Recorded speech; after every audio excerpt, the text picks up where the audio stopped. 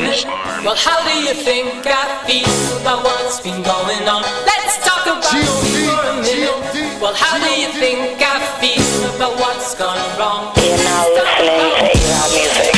Well, how do you think I feel about what's been going on? Let's talk about me for a minute. Well, how do you think I feel about what's been going on? Let's talk about me for a minute. Well, how do you think I feel about what's been going on? Yo, what's up, everybody? Welcome to the Awesome Nobody podcast. Thanks for tuning in.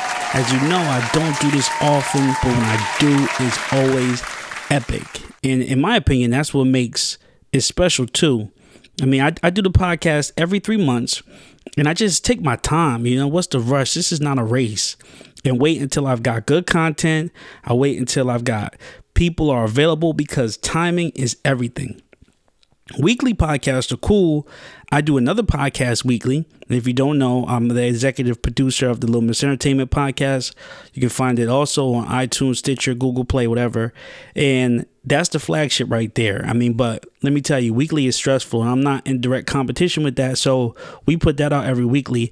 And I just do this at my own pace. I mean, I just love it. I love being able to do that. I mean, we work to put ourselves in the position to do what we want, right? So that is what I'm doing when I feel like, my own time, not on anybody else. It's not a race, right? Now, if this is your first time listening, I started this podcast to highlight New Jersey creatives. Now, whether that's music, art, video production, whatever. Mostly music, though, because I am a rapper myself, right? I did come up on the scene for probably the last 3 years. Put out a lot of music, got some samples. I was on TV, did a couple of newspapers, was interviewed by allhiphop.com, was the pick of the week in the Rap Fest. So I was really out there getting my music, and I just wanted to highlight what I was seeing or give it from my perspective, right? I mean, a lot of people got opinions, but nobody hears them, right? There's like a lot of people got music and nobody hears it. So hears that as well. So here it is. I'm putting this out there, my platform, my podcast, and my perspective, right? Now, today, I have a very, very, very special guest on the show. I'm sure you're a fan of this guy without knowing that you're a fan of this guy. First off, he's a super producer. Born and raised in the Bronx, BX stand up. Part of that Bad Boy Hitman producer team, right? Produced for over 80 artists, including J-Lo, Chris Brown, Justin Bieber, French Montana, Fabulous, Lil Wayne, 50 Cent, just to name a few.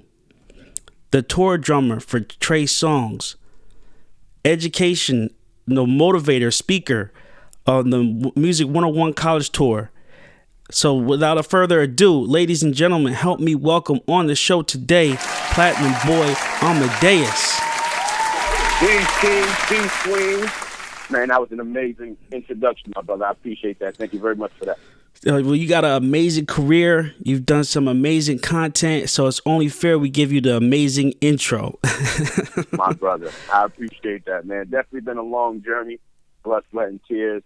Happy to be here. Happy to be on the podcast with you, man. Congrats to you again on all you accomplished, and thanks for having me, man. I appreciate it.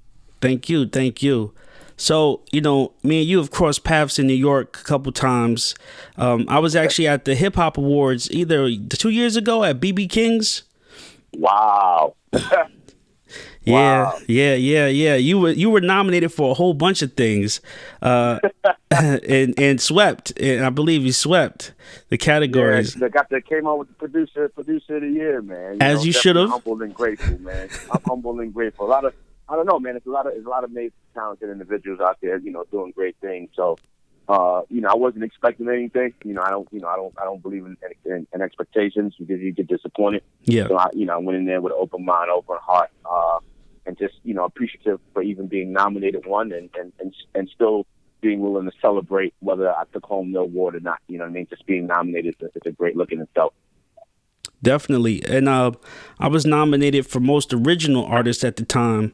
Nice. it was just dope to really, because that was like the first time I had really put the music out there and really started to try to move around in like the circles, you know what I'm saying? And it was dope to be nominated, and just to connect. And so my whole thing was to connect with different people there. And I definitely saw you were nominated, but it was so many people, and we came a little late coming up from Jersey, so I couldn't like mix and mingle before or afterwards. But got you. but it was definitely a good event, definitely motivational, to see everything and just be that close to everybody just starting out.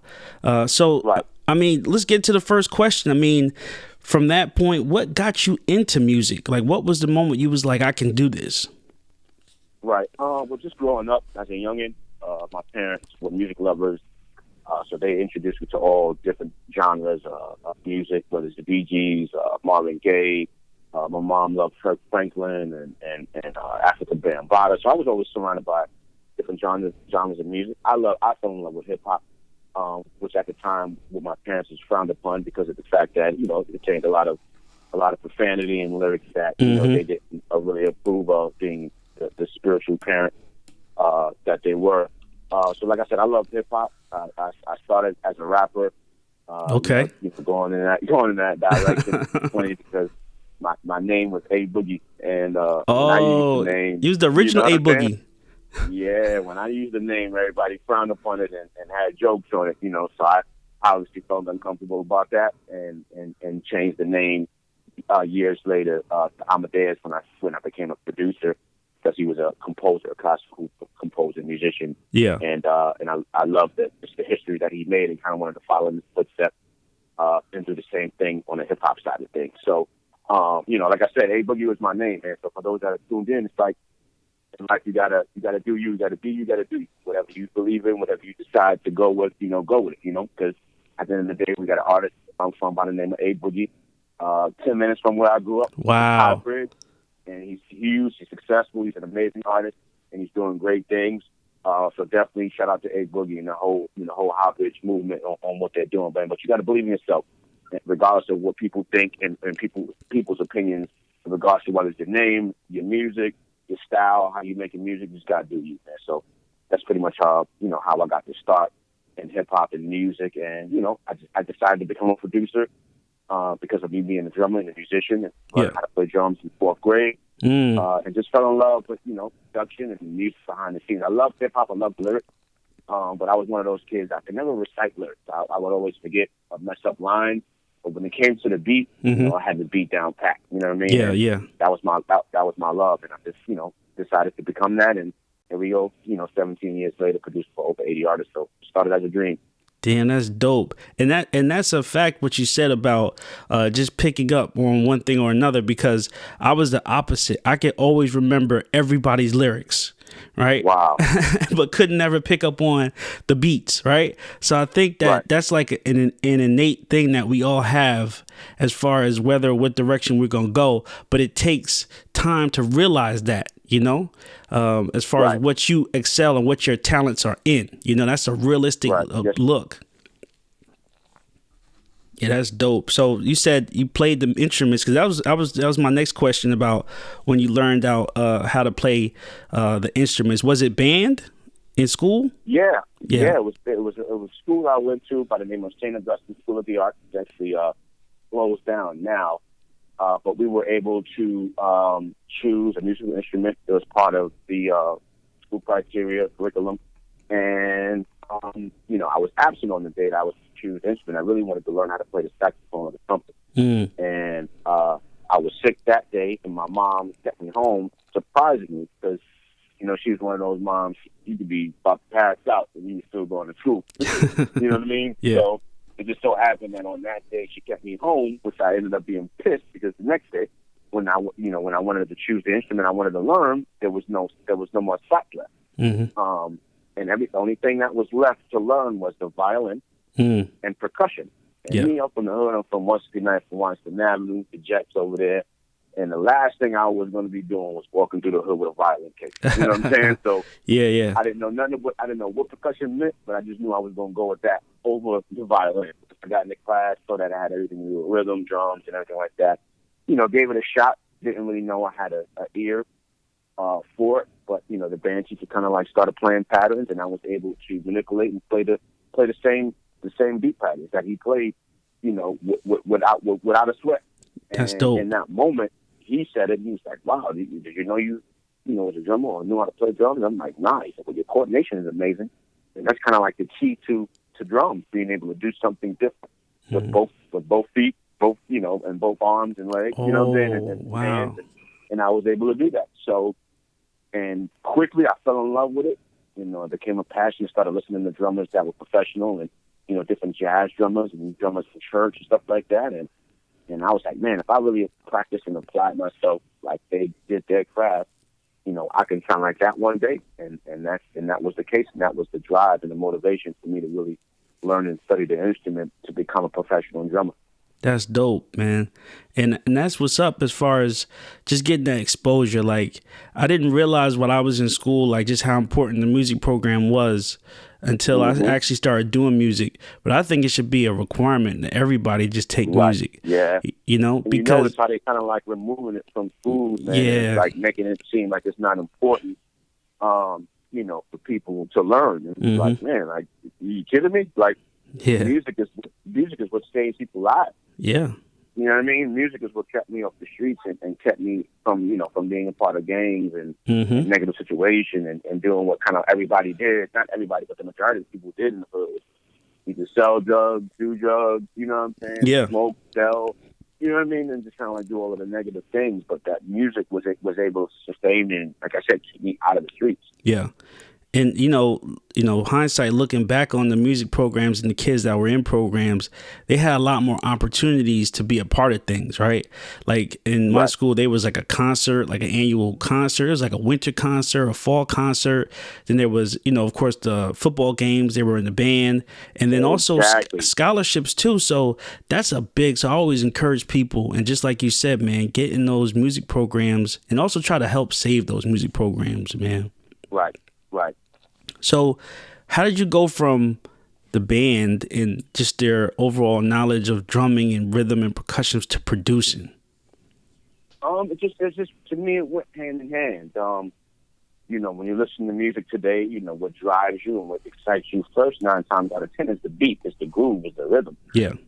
So me being a drummer, I felt like I had the advantage when it came to making beats, because to me that was a very important part of a song, of the beat. Of a track, the beat, you know what I'm saying? And of course, the melody is just important, but if your drums ain't knocking, if them snares ain't hitting, and making that rumble feel like you need in the club or when you're in the studio, it doesn't matter what you put on top of it melody-wise, it just it wouldn't hit as much as it needs, you know what I'm saying? So yeah, I just felt like it worked hand in hand. I'm not a classically trained, piano player or a musician of any other instrument. Drum is my major, but God blessed me with an ear, and I feel like I had an ear which whatever I heard or felt I wanted to predict, I was able to get that out. It took me a lot longer, because of the fact that I wasn't a pianist or a piano player, but I got it out. So a lot of and I was just talking to my lady the other day. It's like a lot of records that I produced on my own for years, like.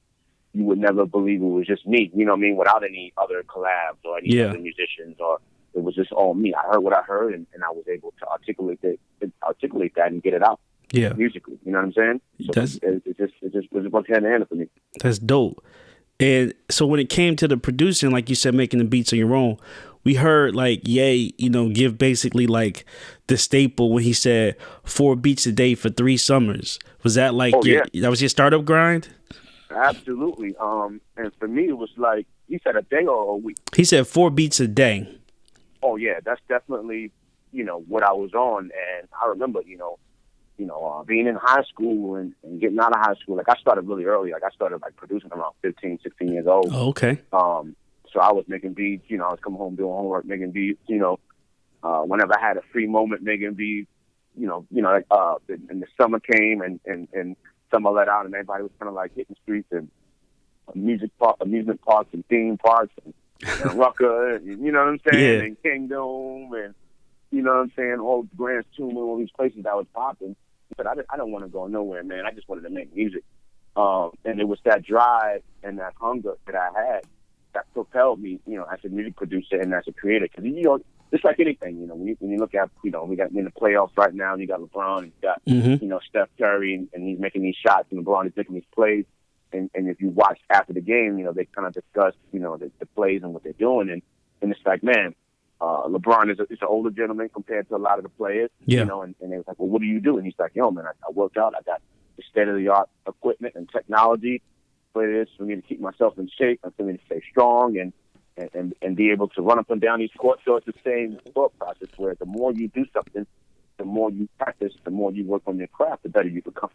So that was kind of my mentality on it. And it's funny because there's a gift and curse to everything. There's pros and cons to everything. So even though I was making music, the more you make on a day, I started learning that a lot of the tracks and the beats were sounding the same. Mm.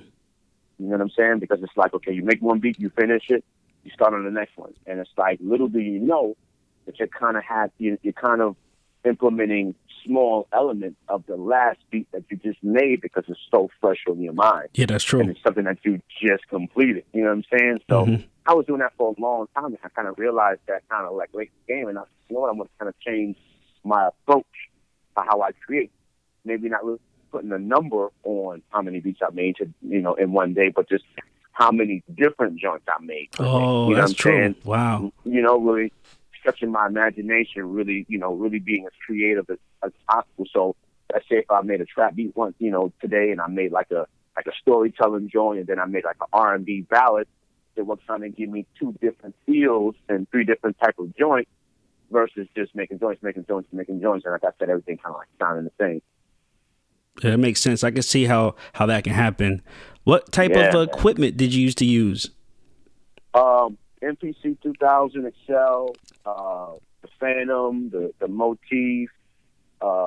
Man, I had all those models. Low fat, extreme leads, Roland XP50s is what I started on. We had the Sonic. Like I had all kind of stuff, and I was always like Novation. Like I was always an equipment, person. I love how you go in the studio and there's a bunch of keyboards and a bunch of stuff in hardware all around. Like I love it. I love to create that type of environment. You know what I mean? So I had keyboards everywhere, I had modules everywhere. You know what I mean? And still to this day, like I'm still on my MPC, man. Okay, MPC, yeah. I'm still on my MPC. You know what I'm saying? A lot of people, there's a lot of different. I've been in, like as you mentioned, I've been in the game 16, 17 years, so it's like a lot has changed since when I first started. So you have, a lot of the softwares out, Logic, Ableton, Pro Tools, Fruity Loops, Cubase, all of the different softwares, man. But I felt like, if this worked for me this long and it still has the same elements and same knock and everything like that, is, if it's not broke, why fix it? Yeah. But a lot of, I've always been one to collab. I've always been one to grow, and to expand the brand and to expand, my sound as a musician and as a producer. So like a lot of the young producers that's a part of, the Platinum Boy Music team and Umbrella and Brand, they use Logic and they use Pro Tools. They're kind of like showing me the way of the new wave and of the new sound and what's happening today with all the software and technology. Well, that's important. That's important to stay, relevant and to pick up on that new sound, especially now you hear a lot of debates, right? You'll hear the old heads versus the new generation, right? It's a lot of talk, know, they always, whether they like it or not, or that doesn't sound like hip hop or that's not, you stay relevant, Great question. For me, I was just finished talking to, my partner and my vice president of Platinum Boy Music about it. And I said, what allowed me to be in the game and to still be here and to still be relevant. You know what I'm saying? Like, it's because of the love for music. That's true. And that's the passion for creating music, period. Like I said it to him. I said, all this new stuff is cool. The new way of artists becoming successful and, more of a numbers game and people going viral. The viral, and having all of this technology and stuff. We didn't have none of that. You know what I'm saying? So, and not to discredit anybody that's doing their thing right now, for anybody that's doing their thing, much love and respect to however they became successful and however they're getting it. But I'm used to really hitting the pavement. I'm used to Mm-hmm. getting out there in the streets. I'm used to bringing DJs records. I'm used to, you know what I'm saying? Like Yeah. really being out there connecting face to face, hand to hand. You know what I'm saying? Like, you know, they would always say music is like the drug game. You know what I mean? Where, Yeah. like I never dealt drugs in my life, but I dealt music where I'm handing, you know, pulling up to somebody, giving them a CD, a beat CD, or Yeah. a beat tape. You know what I'm saying? Yeah. Or that, or now, you know, with new technology, a gig stick. You know what I mean? So I'm used to that. And I was saying, you know, yes, we need to adapt. Yes, we have to evolve. And I would allow the younger generation and the people that's on the team to kind of go and master that and bring it to the table. But I'm going to remain me. Mm-hmm. You know what I mean? Because I feel like this is Yeah. why I'm here, and this is why I'm where I'm at today. Because, you know, yes, evolve, yes, adapt, but don't lose you. Don't That's lose right. yourself. Don't Stay become true. what everybody else is to stay there. It's like, nah, I'm going to be me, man. You're going to be a nut. And at the end of the day, you know, the proof's in the pudding. You know what I'm saying? Mm-hmm. So obviously, y'all, you know, the work is speaking for itself, and I'm here. You know what I mean? Yeah. So think about Pharrell. Think about, you know, all of the legends, man. And it's like, you know, I'm here. Yeah. I'm here, and they're here too. Yeah. You Yeah. know, Pharrell still got that same knock. He still got that The same knock. sound, that same, you know, you listen to JT No Album, you listen to the John with him and Rihanna. Mm-hmm. That's still Pharrell. That's Pharrell that we had, you know, 15 years ago. You know what I'm saying? Like same thing with Timbaland. Timbaland is kind of collaborating with new producers, but if you listen, it's still the same Tim. It's still the same, you know, weird sound effects. It's the hard drums. Yeah. It's still the same dude, and it's like that era will never. You Yeah. know what I mean? Like no matter how much of this trap sound and this mumble rap or whatever you want to call it, you know, there's a new generation, and the new generation is going to eat that up, and that's cool. Yeah. But the old head, Mm-hmm. you know, they want to hear them samples. They want to hear them hard drums. They want to hear that boom back. You know what I mean? Mm-hmm. Think about it. Like, how long JT been in the game? You know what I'm saying? Like, Yeah. and he's still doing sold out tours right now, and he's performing all those smashes that he made 3 and 5 and 10 years ago, Yep. and it still has the same effect on you. You understand? Mm-hmm. That it had when you first heard it, and that's timeless music. So it's like Yep. I told him, I want us to make timeless music. Yes, we want to win. Yes, we want to compete with what's out right now, but focus on making timeless music so that when this sound and this trend changes and music evolves again, that you're able to stay here and not disappear. You know, like so many have done. Yeah. Yeah. Yeah, treat the game with respect, be yourself. And if you be true to yourself and value yourself, others will value you as well. You know, and Right. that's what a lot of these top artists do. They come through like, yo, me, this is me, and I'm giving you the best quality product. And they see how much quality they get, and they value that. You know, there's always going to be Right. different types of music, you know, but you just got to stay in your lane, like you said, and make your music, because it always comes back Right. around. It's a circle, right? So it's, eventually it's going to come back, and then it's going to go back to the way, you know, some of the new music, you know, that's it. You know, in talking about music changing, you know, just the whole Bad Boy era was crazy. You know, like that was a change, right? And you were able to say you were down with them and doing some of the producing for some of those major songs. So how was it being a part of that Bad Boy team? Man, it was a blessing. You know, and just so that we're clear, like a lot of I was a part of the new era. You know what I mean? So I became a part of the Hitman team. You know, when Danny Kane and Donnie Klang and Day 26, you know, was introduced to the world. You know what I mean? Okay. So I was able to work with those amazing artists and like artists like Sherry Dennis and Loon, a lot of the younger artists that Puff had at that time. So, you know, unfortunately, I wasn't around. I was a youngin' man when they were doing, Big and Faith and 112. It's honestly the music that inspired me to produce. It was honestly the music that I grew up on. It's the music that I fell in love with that helped me decide that that's what I wanted to do. You know what I mean? Like nobody to me, like nobody was seeing that whole that Bad Boy era. You know what I mean? When you brought old, Total and Faith, 112 and Big and Craig Mack, like Black Rob, like like my was touching that. You know what I'm saying? So it was kind of a movement that I dreamed of being a part of. Yeah. And I was just a huge, and still is a huge Puff fan. Like huge. Like I wanted to be him. I wanted to be just like him. I wanted to dance like him. I wanted, you know what I'm saying? I wanted to dress like him. Like, you know, he was just an example of New York, of Harlem, of swag, of style, of fearlessness. You know what I'm saying? Of entrepreneurship, of black excellence, which we call today. Mm-hmm. So it was a dream that I had, and I basically spoke it into existence. When I came to Bad Boy, I had already produced 50 artists.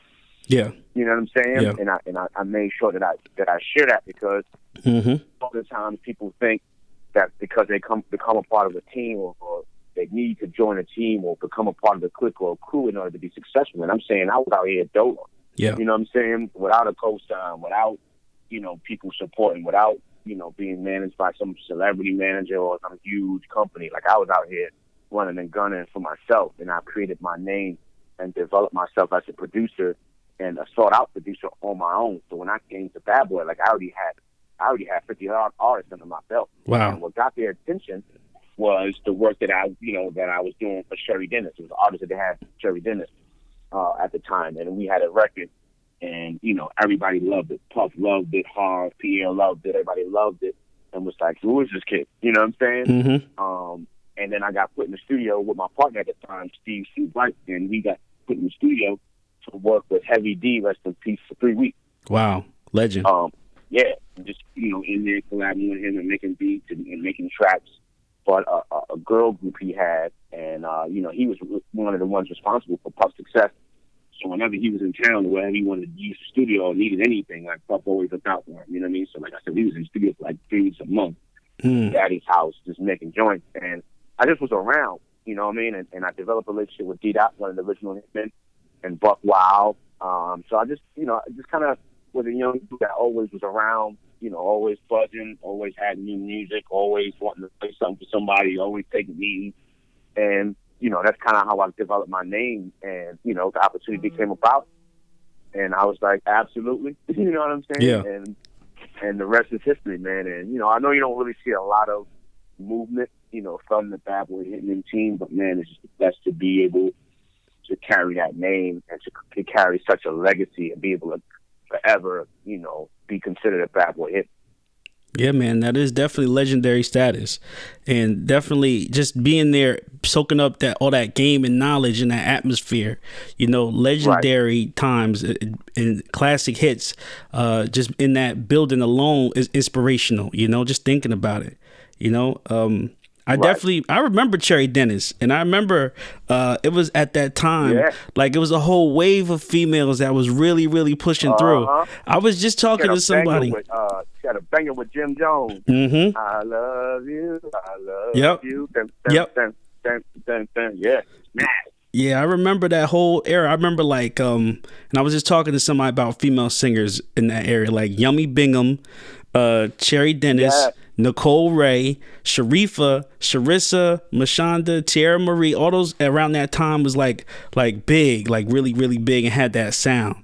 And now we know they had the Platinum Boy Amadeus sound. Now we know. Yes, sir. That's what's up. Yes, sir. That's what's up. So when it comes to producing, and, you know, when you meet with the artist, right, and they tell you what they want to create, how does that process go? Do you just already have an idea, or do you sort of customize something for them? We'll use the Cherry Dennis example for instance. Like, was it just you had a beat, or you customized it sort of for her? You know, not for me. It's kind of been a thing where, like, the beats were already kind of created. Yeah.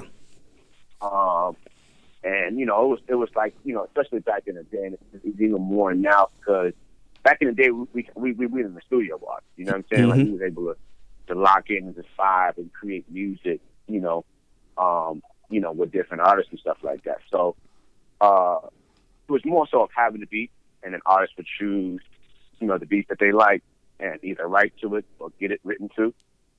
So that pretty much was the process, and it's definitely still the process, more so now, where it's like, you know, you don't even really get to talk to artists sometimes. You know what I'm saying? Like, more, you know, send the beats through, you know, we're going to go to the beat, you know, my engineer pull up, we're going to go to the beats, I'm going to pick out what I like, you know, and we'll go from there. And, you know, I hate that process, but it is what it is, and it's kind of what technology has done to us, to be able to email music and email it and send it to people via email has changed the game. So it's like not really personal as it used to be. Yeah. You know, where we're ending up in the studio really vibing. So like I said, a lot of the records come about where, you know, they're just sent and people write records to them or have songs written to them, they record it, and it's out. You know, there's records that I've had that I produced for people that I didn't hear it until everybody else heard it. The world heard it. You know what I mean? The first time I heard it was when it was released. Wow, like a surprise. You know what I'm saying? Yeah. So, I was this is the day we live in, man.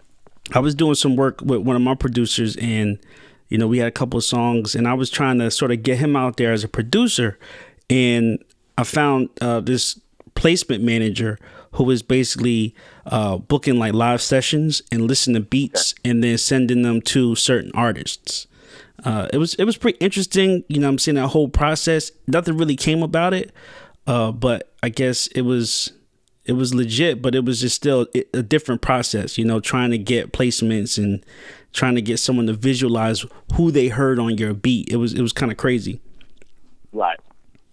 Wow. Yeah. So when it comes to like your beats and thinking back, what was like the favorite beat, like a favorite beat that you made or like that turned out to be one of the best?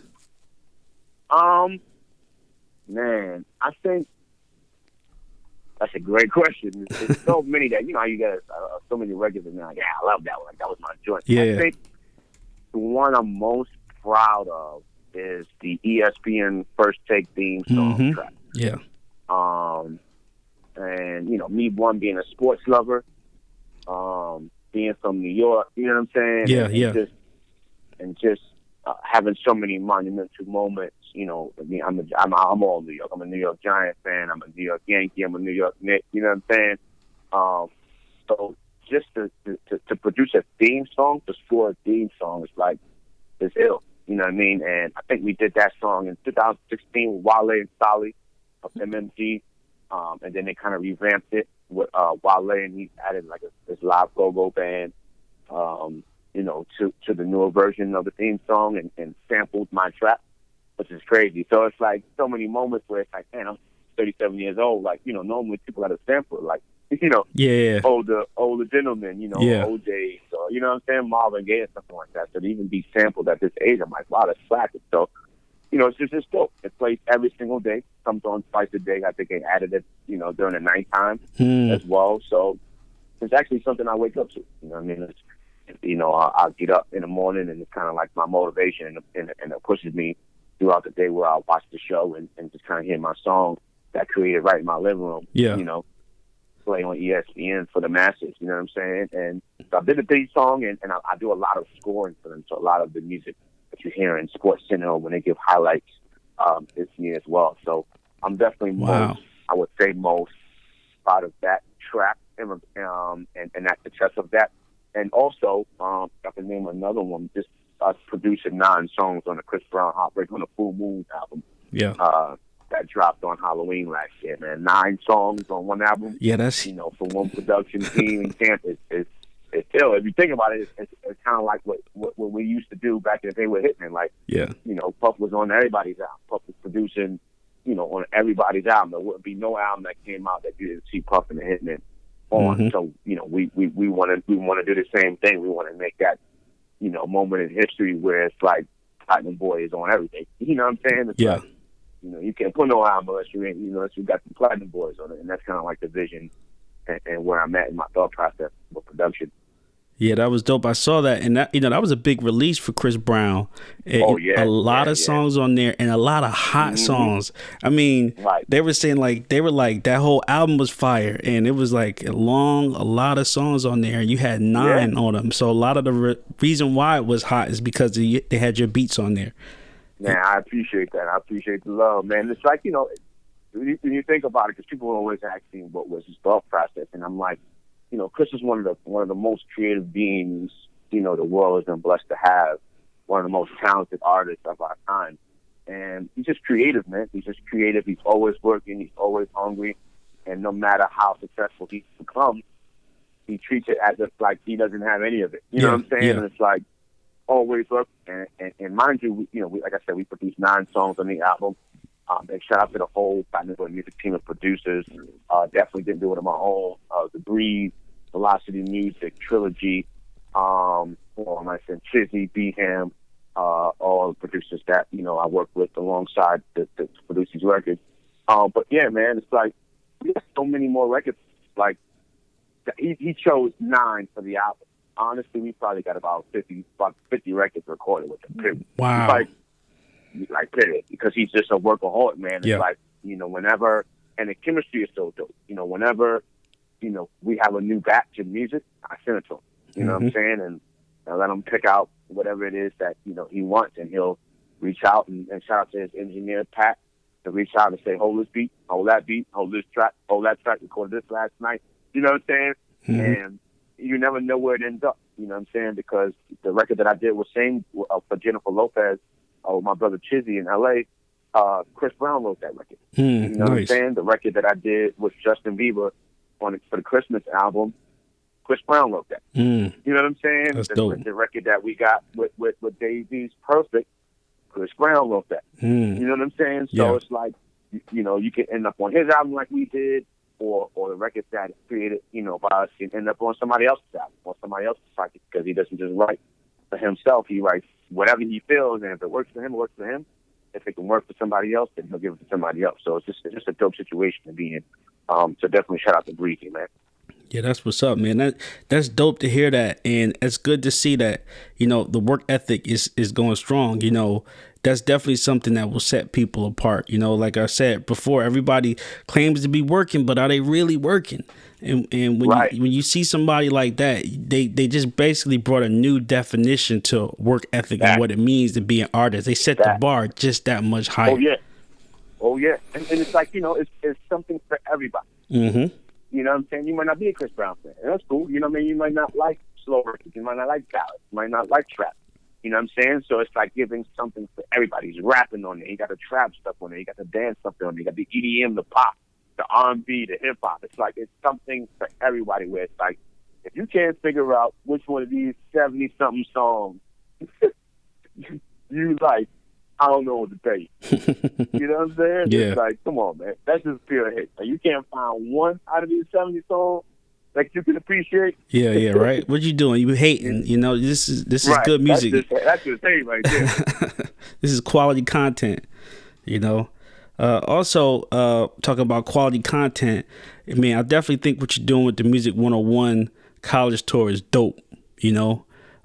Because when you think about it, there's a lot of universities trying to create music classes and trying to sell like hip hop at the universities to bring, students in to, give them some sort of formal education in the hip hop.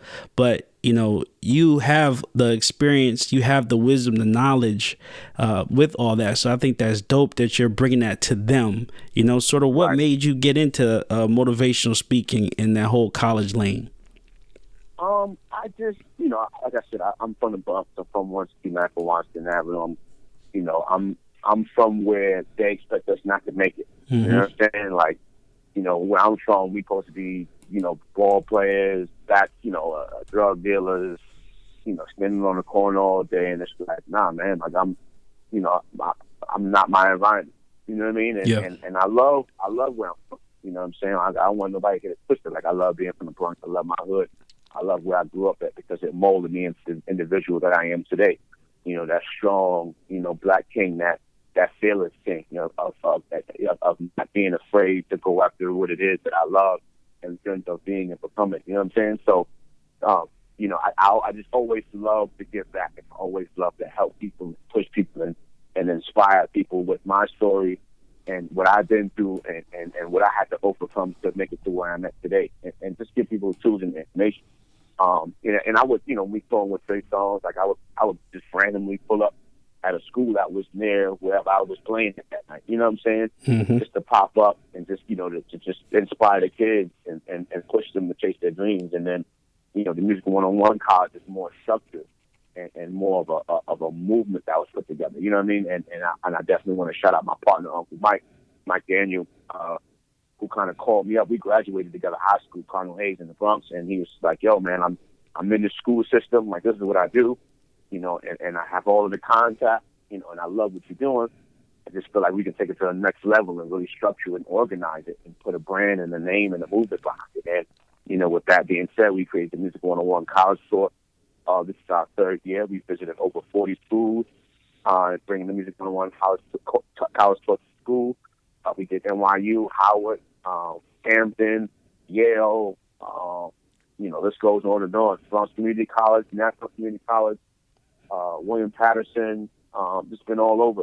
And like I said, nobody gave me the blueprint. Nobody taught me the do's and the don'ts of the business. I had to get in the business and figure it out off my head, crash, burn, fail, and I just kind of looked at it as like, why allow people that's coming up, after me to go through the same thing? You know what I'm saying? It's like, why not give them the tools and the information that they need to be great? Like, it doesn't hinder me, doesn't harm me. It's only a blessing to me to be a blessing for those that are trying to learn and come up and do their thing in the business as well. Yeah, that's dope, man.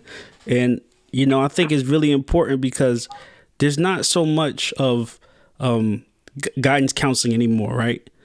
Even like when I went to school, I went to Clark Atlanta University in Atlanta, down there with Spelman and Morehouse, and sort of had to find my way on what I wanted to do, especially. And then the hard part is relating it to your personality, where you're from, and what you're passionate about, right? And then when you meet people who have passion for what they do, that sort of drives you from picking I don't know what the hell major to something that I could do every day, and it really, really helps when people like you come to the school and speak.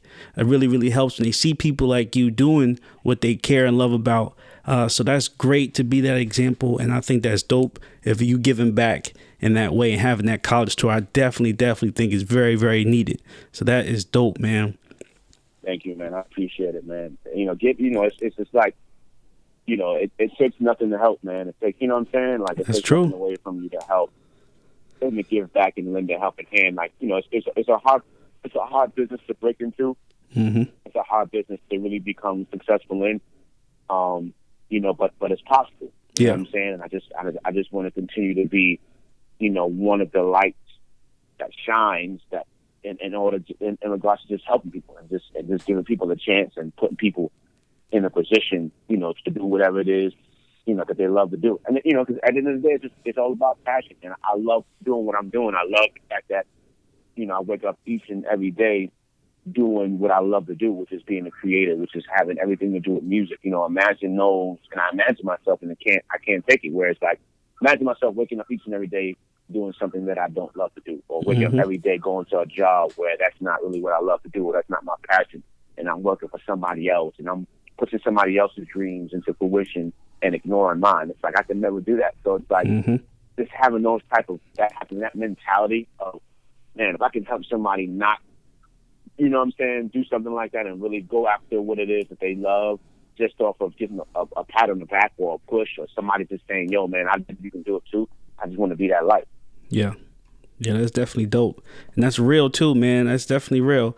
I saw one of the memes and I think it was like a boss or a CEO pulled in and was like, had a Ferrari, and the employee was like, man, that's a nice car. And the CEO boss was like, that's right. And if you work hard for the next 10 years, you'll help me get another one, or something like that. It just makes you think like, all your efforts going towards somebody else. You have to find something that you're good at, something you like, a hobby, whatever, and you got to consistently keep up at it. I always say people give up before they even had a chance, like keep with it. Like, no matter what anybody says, no matter how you feel about it, keep going, because you never know what's right around that corner. Amen. Yeah, that's it. So also I saw in your bio some of your TV performances, right? And that includes the BET Awards. So how was that whole experience? Pretty dope. We've done the BET Awards a few times. Once, if I'm not mistaken, with Chris Brown and August Alsina. Okay. One year we did, and of course I'm talking about with Trey Songz, Chris Brown, and August Alsina. Another year we did Trey Songz, and Kelly Rowland. Mm-hmm. And then last year was it last year? I think it was last year. The year before that was just us. Yeah, it was last year, and it was just us. Trey had his own solo performance. But man, amazing. I don't like the word stress. I don't allow myself to become stressed out. You know, it can be overwhelming sometimes. But I would always sit back and say, hey man, you know, I'm in this position for a reason. I know God gave me all of the tools and the knowledge and the talent that I have to put this together and do what I do. So you just gotta, you know, again, be fearless and walk in your calling and walk in your gift. You know, so those experiences were definitely amazing. To just put, you know, the music together and put a show together that we feel will be a great performance for the people and for the audience that are tuned in. So definitely a great experience. Definitely a great experience. A lot of hard work, a lot of hours in rehearsal with the band, a lot of hours in rehearsal with dancers and the set and putting everything together and you know, it's a lot goes into it. You know, I know people see performance on TV by an artist for like 3 or 4 minutes, man, but it takes weeks, you know, to put that type of stuff together. So definitely an amazing experience. Yeah, wow. Yeah, this year we're going to LA for the BET Awards, and Super dope. yeah, we set up for press out there. So we're gonna try to do the red carpet, and we definitely doing the BET experience. But they had 2 separate applications for the press, so we submitted for both. So we're definitely doing the BET experience. We're trying to do the red carpet for the awards, but we'll see if we get accepted for that. So we'll be out there this year. I hope all goes well, man. Thank you. Yeah, it's you know, because I do basically 2 podcasts, so it's me and then it's a Little Miss Entertainment show, and she does more of the women's empowerment. She does more of like sort of some of the social issues. I do more of the music, and so we go out there as a team. She has an event on Saturday. It's a networking and a panel event, and so she's sitting on the panel for that, and then I'll be supporting her. And then when we come to the BET experience, we'll be switching off, and then I'll be doing some interviews and getting some of the footage for that. Yeah, so it's definitely going to be a nice experience. That's nice. That's awesome. Yeah. Now, speaking of that, BET is in LA, and then you being from New York. What are some of the differences in the industry, do you think, like for, let's see, either opportunities or upcoming artists that you've seen? Is New York still the place to come up, or has LA taken that title? I think they were kind of saying that LA was the spot creatively. And I kind of agree with that in a way where it's like a lot of the song collabos and a lot of the creative sessions happen out there with writers and artists and stuff like that. They kind of shut down a lot of the studios here in New York. They sure did. The major studios here in New York. But they kind of have a lot of them still up and running out in LA. So, but for me, you know, I honestly feel like, you know, you can be creative anywhere, man. Like you can really do anything anywhere, you know, with all of the technology that we have and the internet and being able to do what you can do online. You know, you don't have to be from a specific place, come up and really do great things. You know what I'm saying? Mm-hmm. You know, but New York is definitely one of the most powerful hubs here for music. At the end of the day, it's like, you know how they say it, if you can make it in New York, you can make it anywhere, you know? That is true. But to me, everything is viral, man. Everything is online. You know, we got Bryson Tiller, he's from Kentucky. You know what I'm saying? Like, and you're having a lot of different artists, you know, kind of pop up from places where you'll never expect to get artistry and rappers from. You know what I mean? So, you know, it ain't, as I always say, it ain't no rules, it ain't no right or wrong. It's opportunity out. About seizing the opportunity and applying yourself musically and doing all that you can do creatively and using all of the tools and all of the opportunities that are available to you via online, you know, to become successful. That's true. Yeah, it's definitely true. I know just from me doing music in the city in New York, New Jersey, and the way you got to run around in New York, like you said, I think New York is a great like proving ground, right? Like, Right. and to put like a definition behind when they say if you can make it, because if you can put up with the trains, if you can figure out the directions and where to go and the meetings and the shows and the right places to perform, you could take that groundwork in anywhere. So when you get to LA, which is more of an open space, or any place that has an event, you already know how to move, because it's so tough to move in New York. You can get to Right. where you need to go in LA. You can get to the shows that you need to get to, and you can even get in to the shows you need to get to from having to do so much talking and service in New York to get to where you need to go. You're already almost a veteran by the time you move someplace else. So That is true. because I definitely think that's why New York is such a good starting point. You know, it's not Right. easy. It's not easy out here. Right. That's awesome. Yeah.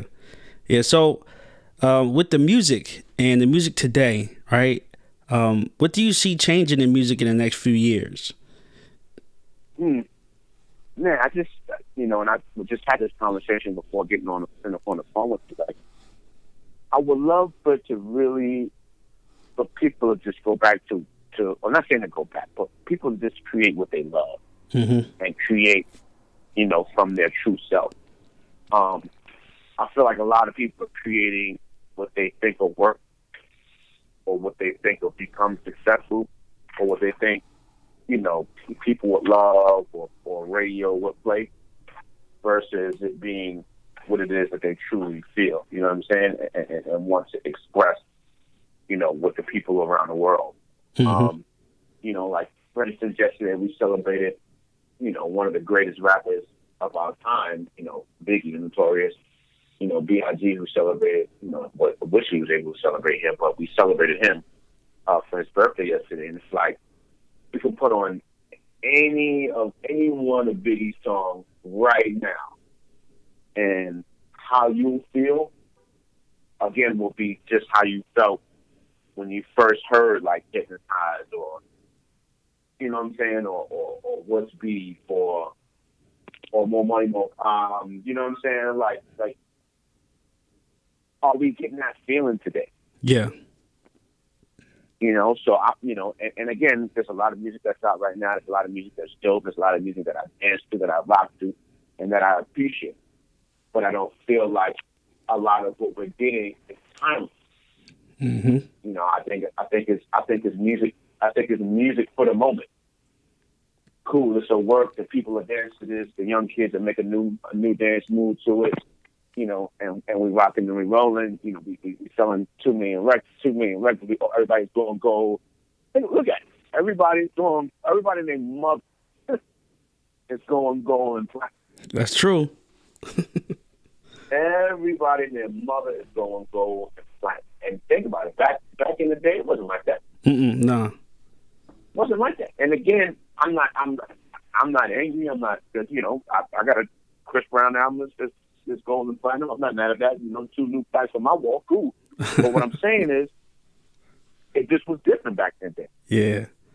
I just feel like it's a lot easier now to obtain success in the music industry, where it wasn't like that before. You had to really put in work. You had to really hustle. You had to really invest. You had to really spend hard-earned money to come out with a song and release music. I can make a song right now and put it out tomorrow because of technology and the platforms that allow you to do so. Like, everybody wasn't pressing up records back in the day. You know how much that cost? Yeah, crazy. You know how much it cost to go in the studio? You know how much it cost to really get a song mixed and mastered? And, man, couldn't do nothing on your computer. You had to go in the studio and do that. And so now, the fact that everything is at people's fingertips, and there's endless opportunity and endless ways to put music out and to rap, and to being a rapper and a producer wasn't the easiest thing to do back in the day. You know what I'm saying? And now any and everybody can become that because of the access that they have to tools that's needed to make music. You know what I'm saying? A beat machine cost me $1,300. Damn. My MPC cost $1,300, and then when I got the MPC, it wasn't no sound. You understand? I had to go sample sounds. I had to go buy sounds. I had to go record shopping and sample drums, and I had to make that. You go buy Logic tonight, right? You go buy Logic right now. You're getting 5,000 sounds. Yeah, that's crazy. That's crazy. You understand? So, and again, I'm not complaining. I'm not mad. I'm just speaking facts. Like, everything is at everyone's fingertips right now. Everything is so accessible right now to any and every one. So it's like, ain't no reason of how you can't do you, and how you can't do your thing. Everything is being given to you. Versus when we came up, we had to go get that, man. Yeah. You had to create. You had to have a vision. You had to create that, man. Ain't no sounds, like ain't no arpeggiate. You know what I'm saying? Like we got arpeggiators, right? Like, you getting patterns. You got sample packs. You understand? Yeah, that's like, true. That's true. You got people selling loops. Yo, bro, I had to go dig, man. I would spend hours and hours a day digging in a record store to find loops, to find stuff I want to sample, to find a snare, to find a kick. Now you can just go buy you a sample kit. Yeah, they don't understand that. And it's there for you. They didn't give you the 8 bars. Hey, loop this right here. It's fire. Go. Nah, man. I had to listen to the record to figure it out. Okay, I'm going to take the first 4 bars at the beginning of this song. Then I'm going to go at the end of the... Sampling at the beginning and then going sampling at the end. Yes. Yeah. Yes. Yeah, man. Like, really going through the record and breaking down the different pieces and parts that you can sample and create a new record to. So, like I was saying, I would love for it to go back to that, but I think the way technology is moving in a forward direction, we will never go back to that. You know what I'm saying? Yeah. It will only become more easier, and only become more accessible, for people to create and release music and put out music to do their own thing. You know what I mean? So at the end of the day, the only thing I can do, and I just spoke about it before I spoke to you, is to keep my integrity and stay true to who I am and what I believe in creatively as a creator. Yeah. You know what I'm saying? And not allowing technology and the fast pace of technology and movement and that type of thing and a new wave for me to change of how I am and how I create and how I do things. You know what I'm saying?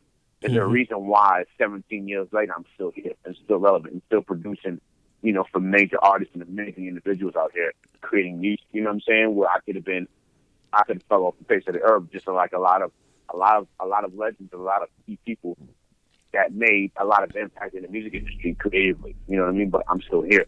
And the reason why I'm still here is because I maintain who I am, regardless of what's happening around me. Figure out a way to be me, but then evolve at the same time, which is it's difficult to do, but it's allowing yourself to be you and to implement things that are around you, or more of a newer generation and a newer scale, if that makes sense. Like surrounding myself with youth, surrounding myself with the young and up and coming, the new, vibrant, and kind of like trading information, if that makes sense to you. Yeah. You know what I'm saying? Yeah. Like, I'm gonna give you my blueprint, and you teach me the new way.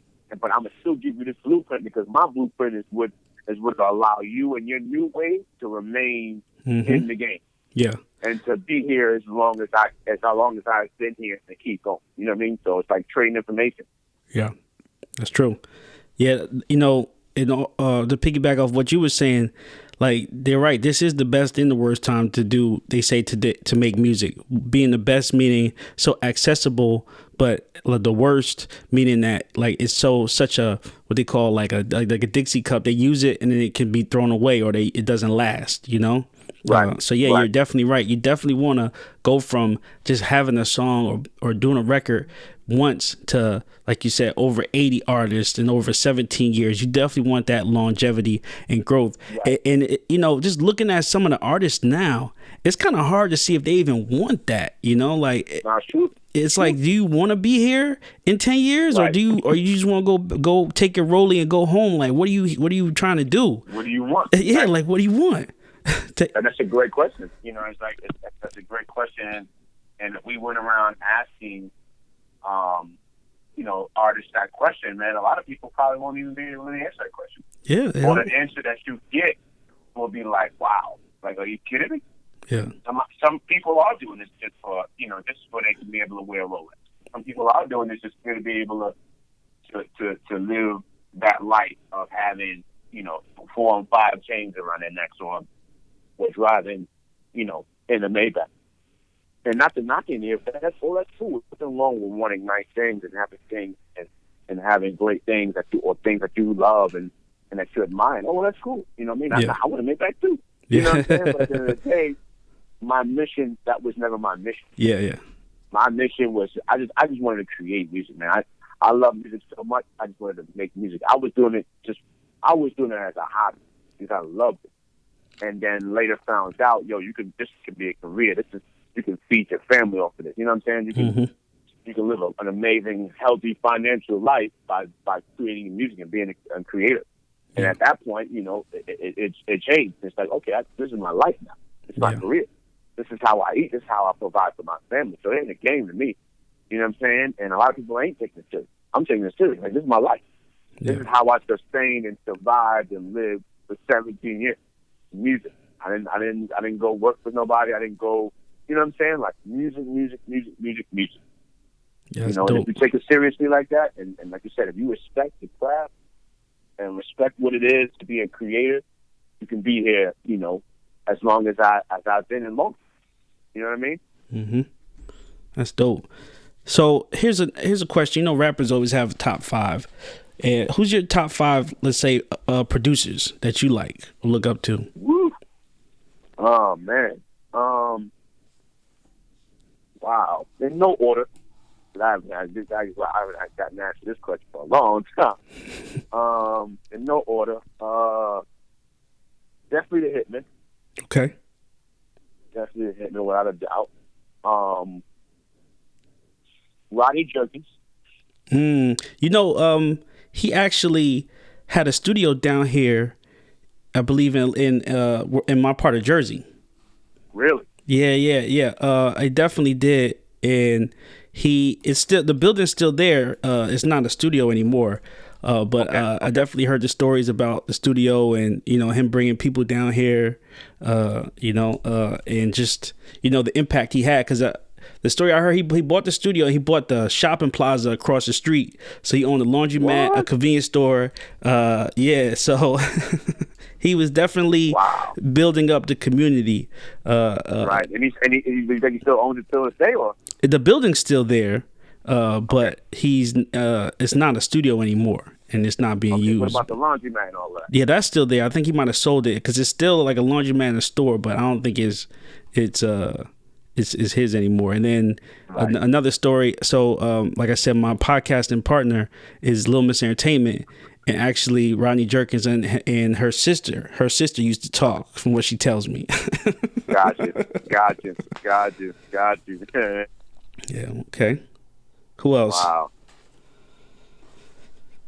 So I said Rodney, Bad Boy, Hitman, definitely Timberland. Mm-hmm.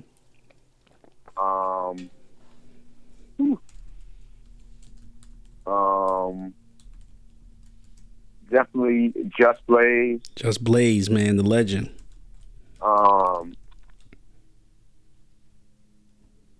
I know you said 5, so I would probably go with like Swiss, or Kanye.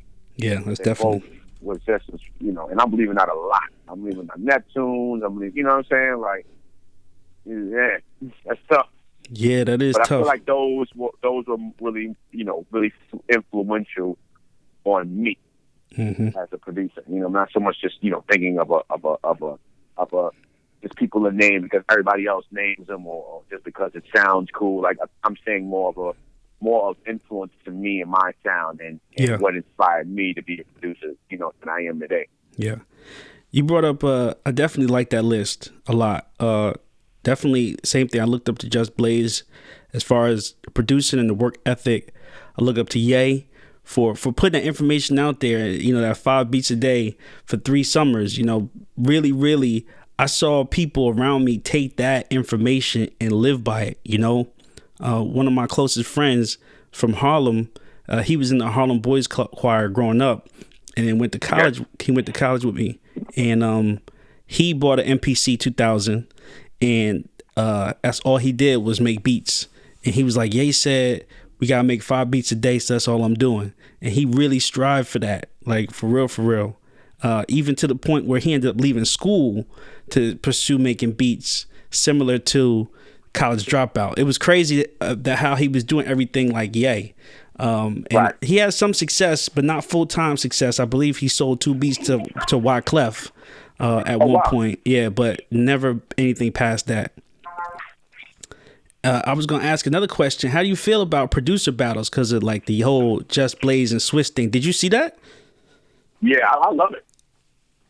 I love it. I think it's just like, you know, hip hop in regards to just fair and friendly competition. You know what I mean? Like I think it's excellent. I think, you know, it's what we have in hip hop in regards to the artistry, and I think it's cool, you know, to see in regards to you know, producing. Yeah. You know, I think it's great for the culture, man. I think it's great for hip hop. I loved it. Yeah, definitely is good for the culture. And even now with the even now with the, you know, with like the producer showcases and stuff like that. I love those as well, and I didn't have that coming up.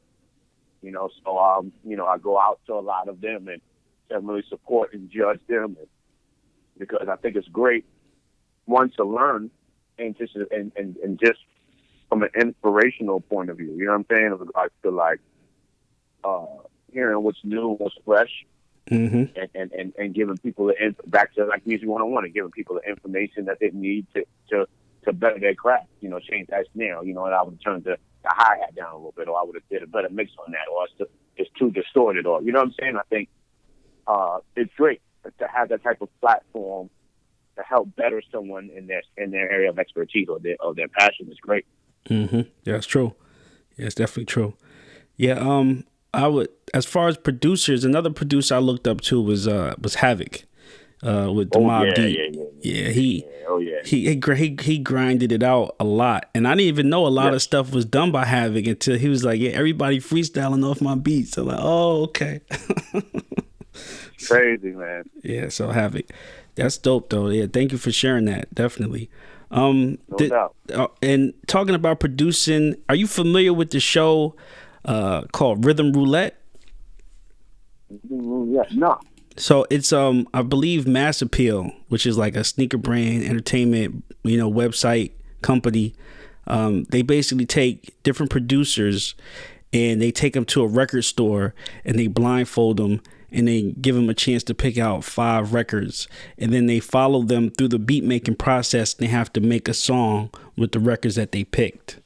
So yeah, it's pretty decent. They had a lot of people on there. I wanted to sort of do something like that right now, our Rhythm Roulette on the show, but of course not like getting you to make a beat or anything, but just playing some of the songs that you produced for, just to give the audience you know, an example.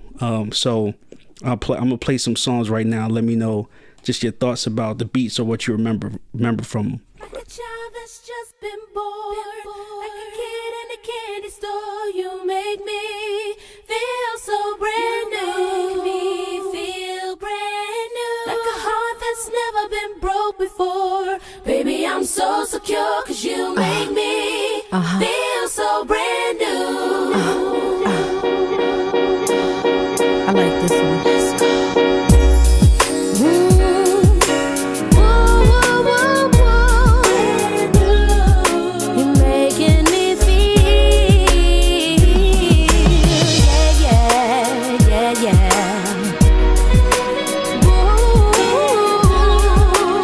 Was playing Brand New by Lil Mo. Wow. Nice. So now, what was the question again now for these joints that you're playing? I was just playing some of the songs and then what you remember about that, because that actually that beat had like a little bit of a it was like it had a sound to it, and like her hook, and I like Lil Mo. I met her a couple times, and that was a dope beat, man, like a dope song. Thank you, man. I think, if I'm not mistaken, it's the Stylistics. Yes. That I sampled, and I'm surprised I even remember that, man. I remember stuff. But yeah, I sampled the Stylistics. I remember playing it for her, and like immediately her falling in love with it. Like, yo, I need this. I already know. I already know what I'm gonna do to it. You know what I'm saying? And I just remember that record, and she's just like, I'm gonna go with the same thing. You made me feel brand new. You know what I'm saying? I'm like, oh wow. So it's kind of like a female answer, a female response record to the original joint. You know what I mean?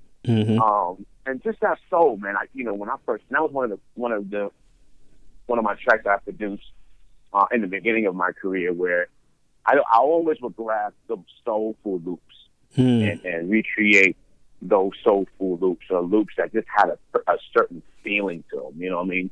And that's kind of like what I was on back at that time. I was really sampling a lot and just grabbing stuff that just felt good and people related. So definitely a monumental record, one of the beginning placements in my career. That record, Brand New by Lil Mo.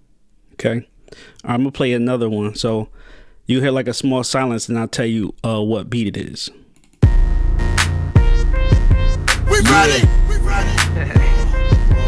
I got you. Raw shit, right? Split these niggas to the raw meat. Dramatic Bitch, I'm raw. So you hearing that any nigga outcook me? It's suspect. All right, I played "I'm Raw" by Fabulous. Ooh. Man, classic hip hop joint. A lot of people know that more than I know. Like every time I play that, or kind of like let that be one of the joints that I play, in regards to records that I produce, and people go nuts over it, and it's kind of like a shocker. But yeah, Fab had put out that tape. I think it's "There Is No Competition." There is no competition. Yeah. Yeah, and he didn't even know I did it. He didn't even know I did it, and it's crazy because Fab, and I didn't take it no way, because Fab has been like one of the illest dudes, like, and just genuine and just 100. Like Fab called me himself for a few records. Can you hear me? Yeah, I can hear you. Yeah, he called me a few. He called me a few times and played beats over the phone. Like, I need this joint. I need this record for my tape, or I need this record for the album. Like, I remember him promising me, there's a song we got, and it's crazy, it's called him, but it's Fab, and The Lox. Fab, The Lox, and J Hood. He called me, played me a beat over the phone, and was like, y'all want to use this for my tape. And I'm like, all right, cool. But this is what the dope part. The dope part of the conversation was like, if you let me use this for my tape, sure, I get you on my album. Ooh, that's a good deal. You know what I'm saying? Yeah. And I'm like, all right, well, how's he going to do that? And he was like, my word, I'm going to figure out a way to put you on my album. I'm like, all right, cool. So I let me use the joint, put it out. And like a month later, he called me and was like, this is the beat I want to use. I'm putting a little more on it. You know what I'm saying? And it's called What Should I Do? And it was on the From Nothing to Something album that he dropped. That actually went gold. And I'm looking at the plaque right now. Damn, that's crazy. That's love. That's what's up. Yeah, so shout out to Fab, just for being 100, man. And once he realized, that I was the one, he hit me right back, gave me producer credit. It was first released as a mixtape, and then they actually released it as an album, I think on iTunes. And I remember Duro, who mixed everything for Fab, reaching out to me and actually compensating me for the song because they were putting it and selling it on iTunes. So definitely shout out to Fab and his whole team for just being a real one. You know what I mean? And that's what's up. Always showing love and always taking care of me. Because I got a few with him. I'm Raw. What Should I Do? Featuring Lil Mo, The Hitman, featuring J Hood and The Lox. Summertime Shootout. We got one on 102. I forgot what it's called. Boom, Trap Royalty. And I forgot the other one. Yeah. You got too many records? You got so many. That's dope, though.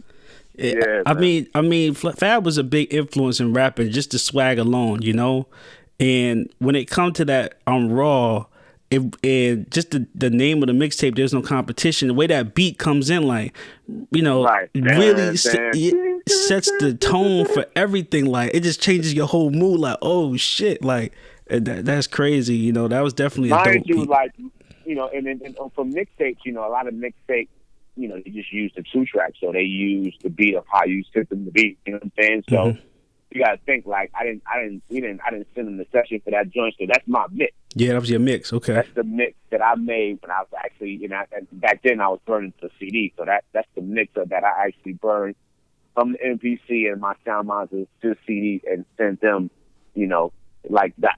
You know what I mean? Okay, that's crazy. That's dope. I'm gonna play another one, and I'll tell you which one it is after I play it.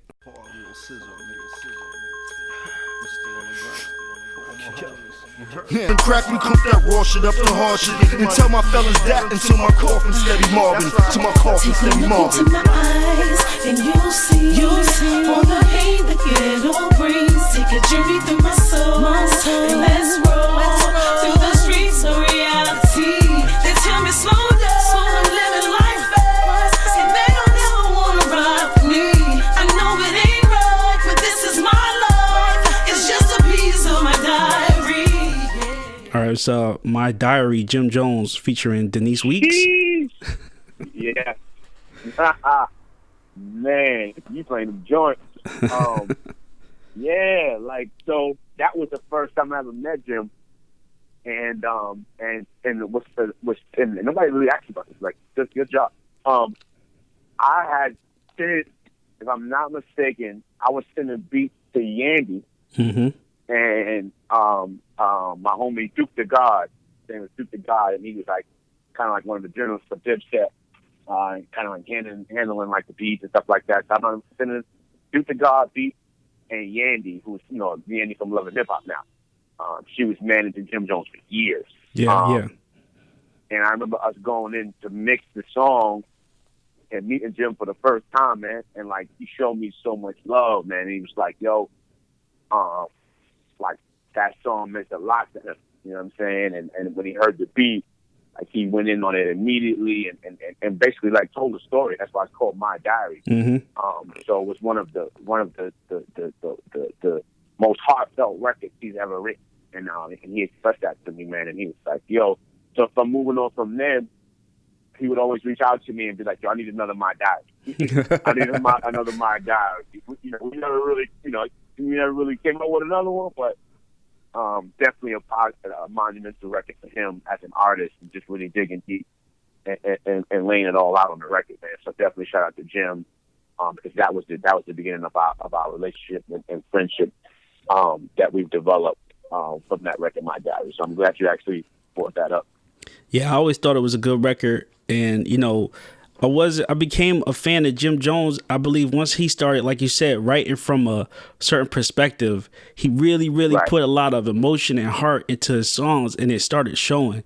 And Product of My Environment, and Summer in Miami and all that stuff was like really inspirational to me, because I sort of write music the same way. Like if I hear a song, it'll like bring an emotion out of me, and I'll be able to put it on a pen. And I can see Jim Jones sort of doing the same thing. So I definitely check for Jim Jones. He's definitely on my radar. I definitely like the song My Diary. So the beat was definitely fire. So thank you for that. I appreciate that. All right, so I'm going to play another one. This will be the last one. And then I'll tell you which one I played. Killer. This that Harlem music right here. This that Diddy Pop. Get ready for the winter music right here. This what it is. Killer. Dipset. Killer. You know me, dog. I just wanna keep the peace. Saying my name, that's only gonna lead the beat. Tell my niggas chill, but they wanna heat the streets. Or do it on record. Check it. I played that Harlem music right there. Take Them to Church. Joel Santana, Cameron Unkasa. Man, yo, wow. So, mind you, I'm one of the biggest Mace fans in the world. And like, and from we know that was, kind of like the Mace was going through what he was going through, internally, and wanted to kind of get out of the rap game and preach, and be a pastor and stuff like that. And it's crazy because I'll never forget it. I was coming home from school, high school at that, and Mace was on my block. Oh, okay. You know what I'm saying? He was on my block, and he was kind of like going through the motions of, of what he was going through. You know what I'm saying? Like, and I came out the train station. I was on a 5 train getting off, and I got off the train on Gun Hill, and I'm like seeing this huge crowd, and I'm like, what the hell's going on? And they're like, yo, Mace is walking around like he's bugging, and this and that. He's saying he didn't want to be a rapper no more, and he's by himself. And I came out, and kid you not, like, Mace is walking down the street by himself, but like loads and loads and loads of people just following him. He was a big star, man. Yeah, you know what I'm saying? And, he didn't want to really talk to nobody. He just kind of like was just moving. It was just like, I don't know how he got there, how he ended up there. And there was a moment. And mind you, we didn't have phones. We didn't have no cell phones back then. Yeah. With the video, with the cameras. So, it was just more so like, oh, we just going to follow him. Yeah. And I remember that whole moment, man. It was just, a defining moment in hip hop. And it was just kind of like, Cam just calling them out on what he was saying. Because in 1 second he was saying, I'm giving my life to God. I'm not going to do this rap thing no more. I just want to preach the gospel, which is cool. But then 5 minutes later, it's like, nah, I'm a rapper. I'm going, So Yeah. it was kind of like Cam calling them out on it, man. I remember when I first heard it, man, I felt terrible. I was like, no, man, baby, it's my man, yo. And Cam called me himself. Like, Cam called me himself, and was like, yo, I killed this beat of yours, put it on my album, Purple Haze. And come to the studio. I want you to come to the studio. And we went to, they had me come to the Jewel studio in Jersey. Okay. And I tracked the beat, laid the beat down for them to mix. Mixed it, and and they dropped it, man, and it was just one of them bangers that everybody knew. You know what I'm saying? And that was a banger for real. The beat that everybody had, real hard, nothing radio friendly about it at all. But it was just monumental, just to see them kind of like be, so I'm, for hip hop history, I'm just glad to be a part.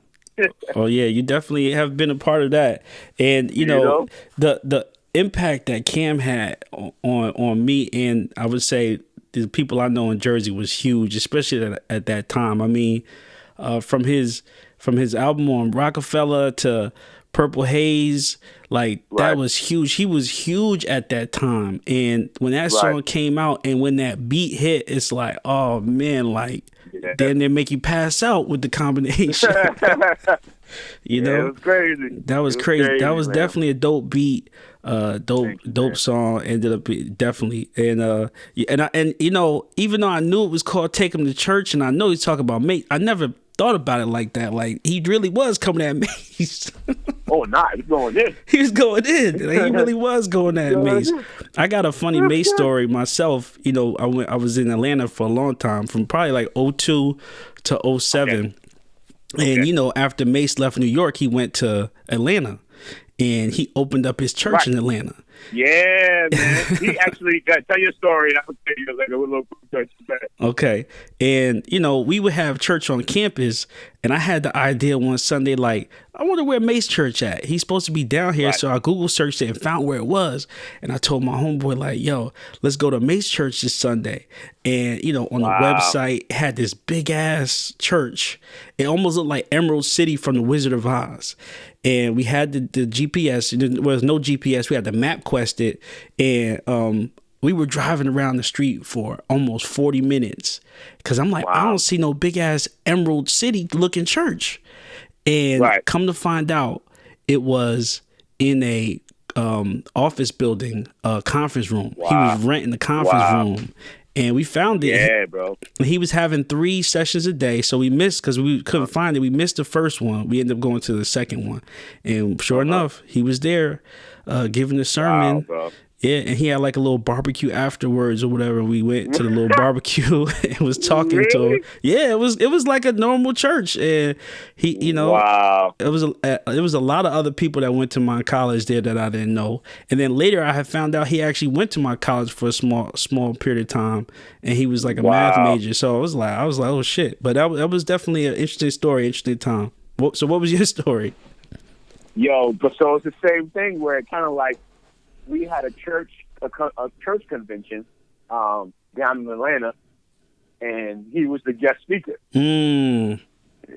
So it had to be around the same time because he did have his church. Yeah. Happening down there. I forgot what year it was, but he came and he preached. Yeah. And I can't lie, he was pretty good. Yeah, he's pretty good. Like, you know. He was pretty good, and the funny part was I remember him saying like, asking people like, were they listening? You know what I'm saying? Because you're gonna get like 70-80% of the people that just there because of him. Yeah. And then you're probably going to get like another 20 or 30% of the people that's really listening, that's really tuned into what he's saying. You know what I'm saying? Mm-hmm. So he kind of like acts like, y'all listening to me? Like, you really listen to what I'm saying, or you looking at me? Yeah. You know what I'm saying? And he's like, this is not me. This is Pastor Mason and Betha. Yeah, Pastor Mason Betha. That's right. Yeah, that's dope. Bro. That's definitely dope. Crazy. And I don't have a song, but since we were talking about the whole beef thing and the whole taking to church, you did another diss song that I saw. You did "Get Off Me" by Foxy Brown. Yes, man. Did you know that was a diss song too? Yeah, I was dead. And again, mind you, that and another song she did was my first placement ever. Oh, okay. You know what I'm saying? So, and I remember how that happened. Like if it was yesterday. So basically, I met with her brother, Anton Marchand, who was the head of A&R at Interscope Records at that time, and I played him some beats. My cousin Joey brought me in to play some beats because he worked alongside him. Went in there and played them beats. He loved it and was like, "Yo, I want you to go meet my sister. She's gonna be in the studio tonight." And Chung King Studio in the city. So I'm like, "All right, bet." So and I'm like, "Yeah, my sister's Foxy." And I'm like, "What?" "Yeah, my sister's Foxy Brown." You know what I'm saying? So he's like, "Yo, go meet Foxy and Chung King tonight at 8:00. Went through, played a bunch of beats. She picked the joint she loved. Got a call the next day and was like, "Yo, she did 2 songs. She did Get Off Me," which they didn't even break it down. She did 2 songs. The one that they told me about was the song Cradle to the Grave, which is the actual title song to the Cradle to the Grave movie and soundtrack that DMX had put out. Mm-hmm. So that was one song. And then she's like, the other song is called Get Off Me. We'll play it for you when you come down here. Went down there, heard it. I was like, is she kidding me? Because mind you, I love Foxy and I love E. Damn. And mind you, I'm new to all of them, so I didn't know how things work. I thought it was going to be on site when I saw E.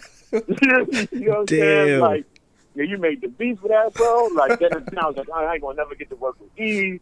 I had just met Swift and we cool. So I'm thinking, I'm going to have a whole beef with Swift, man. I was like, yo, my career is done and I ain't even started yet. You know what I'm saying? Yeah, and that's then crazy. One of the OGs is like, "Nah, I'm thinking you good, man. Like, you just made the beat, bro. Like, they ain't got nothing to do with you. You know what I'm saying? Whatever she's saying is between her and Eve. You good." So I remember that night. Well, 2 days later, Flex dropping that joint on the radio and dropping bombs. Drops some bombs. Going crazy though. Like, new Foxy Brown. She's like she's punishing Eve. It's so disrespectful. So disrespectful. Oh my goodness. And I'm in there like, wow. Like, 1, I made it to my living room. 2, this is Flex dropping bombs. 3, he's going crazy on E. And even though they told me I was good, I still was worried, like, man, this is a rap. I'm about to be a rapper. So definitely a defining moment in the career, the start of my career. In regards to me as a producer, first time ever hearing my song on the radio was that song "Get Off Me" by Foxy Brown, just an E. Wow, that's a crazy story, man. And I can see how you have all those emotions going on at the same time. That's dope, man. Well, thanks for playing the rhythm roulette. You've definitely got a lot of classic songs. I just wanted the fans to hear some of the work that you've done, some of the great platinum work you've done. So my last question, I usually end with this one. What do you want your legacy to be? Wow. And it's funny you say that because if you looked at my post today, I'm not sure, we're following each other yet, but I just posted, as a matter of fact, let me pull it up so I can read it. I just posted it. Hold on one second. Mm-hmm. Let me save this. I'm gonna read you what I posted today. Okay. arrive as a king, leave as a legend, be remembered as a gentleman. And you know, and that pretty much, you know, sums it up. You know what I'm saying, in regards to, you know, what my goals are and what I want to build, and you know, I want to be known for one being a king, for one being a leader, for one being a person of success in the music industry, but one of the most genuine, humble, God-fearing men you'll ever meet in life. You know what I'm saying? One of the most down-to-earth, coolest dudes you'll ever meet in life, but so well accomplished and so willing and able to help others. You know what I'm saying? I feel like I'm in the position that I'm in today to help and to inspire people. You know, I feel like that's the calling that's been given to me on my life, where it's like, yo, put me in this position put me in, to work with all these amazing individuals, all of these dope artists and MCs and celebrities and singers and all these people, for me to gain the attention of the world, to get their attention, to give them the information that they need in regards to a spiritual sense, a motivational, inspiring point of view, but also pushing them, you know, to go after their dreams, to go after whatever it is that they're inspired to do, and be great. And be great without harming anyone. Be great without robbing. Be great without being jealous of anyone. Being great without taking from anyone, but turning that around and giving. So I just want to be known as an amazing musician, amazing contributor to music, an amazing father, amazing being, and just someone that gives. Like, you know, I want people to be able to say that because of me listening to Amadeus interview, or because of me attending the Music 101 college tour, or me hearing him speak, or because of a post that he posted saved my life, or inspired me to do this, or inspired me to leave my job and go after my dreams, and inspired me to do this and that, or have pushed me to be in the position I'm in today, the CEO of Microsoft, the A&R at Interscope, you know, this multi-platinum selling artist. I just want to be able to hear those stories and know that the interview such as this can inspire someone else to be great. Man, it's beautiful, man. And I definitely think you're achieving that, or will achieve it, and have been achieving that, man. So thank you for sharing that. That was powerful. No doubt. So let everybody know where they can find you at, you know, all your social media and websites. Yes. Instagram, you know, the social media rules the world now. That's right. So on IG, Amadeus PBM. PBM standing for Platinum Boy Music, so that's Amadeus PBM. AMADEUS PBM. Also, Platinum Boy Music is on IG. Platinum Boy Music. Also on IG, Music 101 College Tour PBM. Once again, that's Music 101 College Tour PBM. The website is www.platinumboymusicworldwide.com. And also, you know, once you follow me, you'll see the team. Shout out to Platinum Boy Music artist Captain D-Mac from the Bronx. We dropped the record today, new single, Just Me and You, out right now on all social media platforms. And also look out for Flyboy Maestro, representing Vermont, as well, who's dropping 2 days from now, Distant Lovers, on all social media, on all platforms as well. So, you know, once you follow me, you'll see them. Uncle Mike PBM as well, Miss CEO Angel, and you know, just lock in, man. I appreciate everybody's support. I appreciate you for having me here on this interview and just dropping wisdom and knowledge that can possibly inspire and be a blessing to people that's tuned into the podcast. Well, thank you for sharing, man. It's definitely been a great interview. I had a great time talking to you. Thanks for all the insight, your wisdom, and your knowledge. And I'm definitely inspired. I know the audience will be too. So thank you, my brother. Thank you. Thanks everybody out there for listening. And you guys know where to find me because they're listening now. And I want to tell everybody to be great and be awesome. This is your boy Awesome Nobody on the Awesome Nobody podcast.